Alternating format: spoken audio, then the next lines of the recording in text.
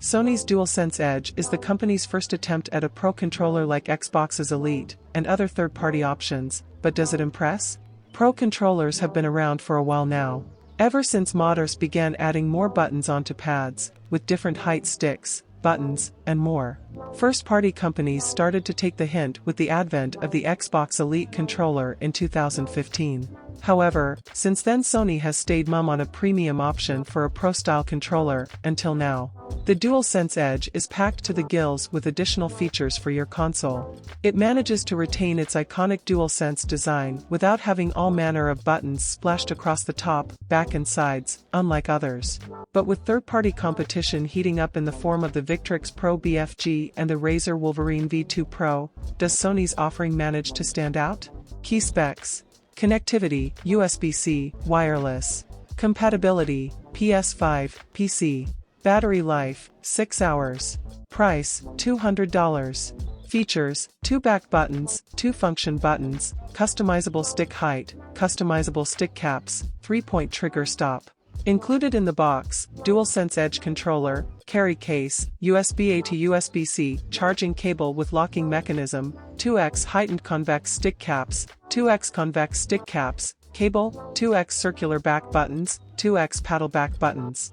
The DualSense Edge might not look too dissimilar to a normal DualSense, however, it is finished with a glossy black aesthetic and sports black buttons, instead of the usual white face buttons.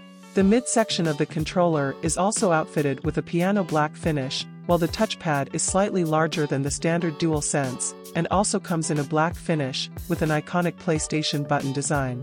Our only gripe with the design is the glossy piano black finish of the midsection of the controller. Under certain types of light, it appears to be grayer than the rest of the black plastic that's found on the controller, which is pretty disappointing for a $200 product.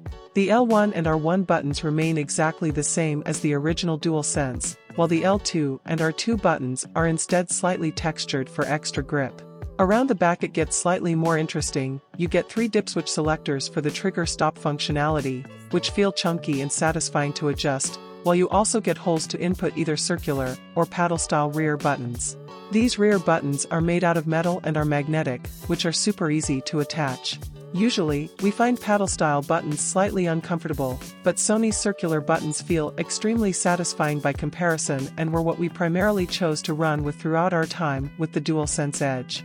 There is a release button on the back for the stick modules, which just pops off with a lever mechanism underneath easily. Funky functions.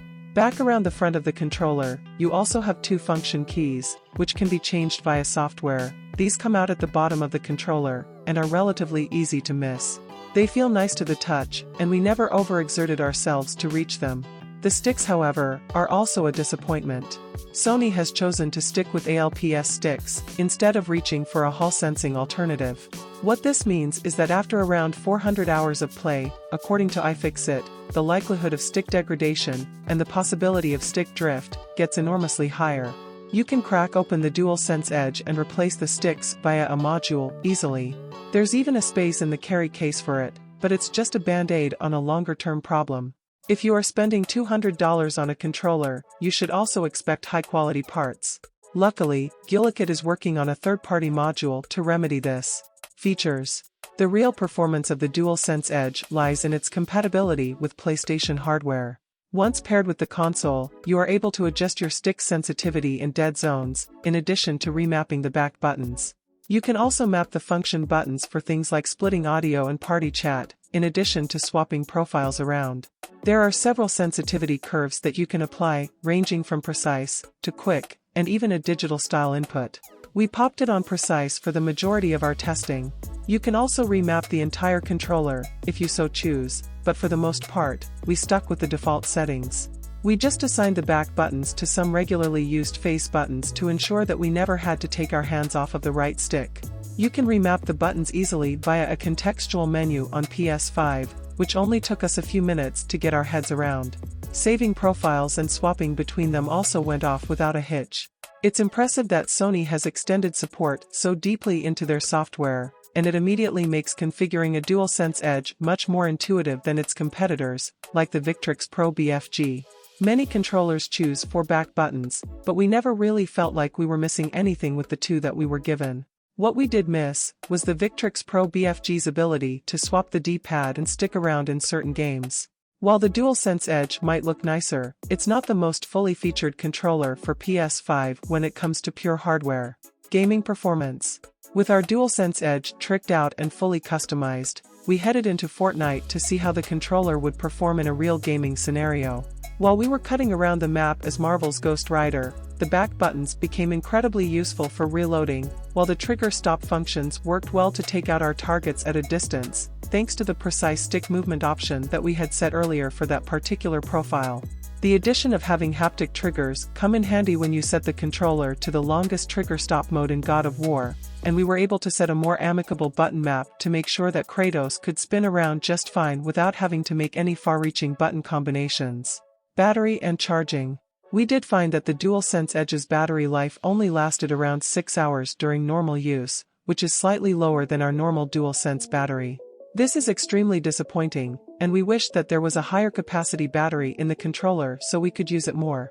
What's more, the case does not have any charging functions whatsoever. Where the Xbox Elite series comes with a case that charges the controller wirelessly, you have to tear open a Velcro strap on the back of the case and plug in a cable directly to the controller.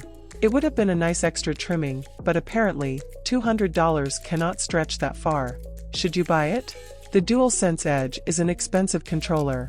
We might be stating the obvious, but for $200, you are getting all of the functions of a standard DualSense, with 4 extra buttons and a handful of hardware features, but retains excellent software support. But, for that price, you could instead opt for a Victrix Pro BFG, which we preferred overall to the DualSense Edge. The controller does have great software, and the circular back buttons are a genuinely revolutionary touch in a stagnant market of paddles and buttons, but we just can't recommend that you spend $200 on what feels like an idea that's only been halfway realized. We wish that there were higher quality parts and greater customization options on the hardware itself. For example, there is not a recessed longer stick in the box, meaning that you'll simply have to contend with the convex shape, with no way to customize it. Pair that with the relatively meager battery life, and potentiometer-based sticks which are bound to degrade over time, and you get a package that feels premium until you start digging deeper into the detail. This is far from a bad controller, but at $200, it is a tough pill to swallow, and we think that Sony's hardware design wizards could have done a little better when it comes to designing a controller made for power users and pro gamers. No matter how lovely and slick the software is, the hardware and price don't quite match up.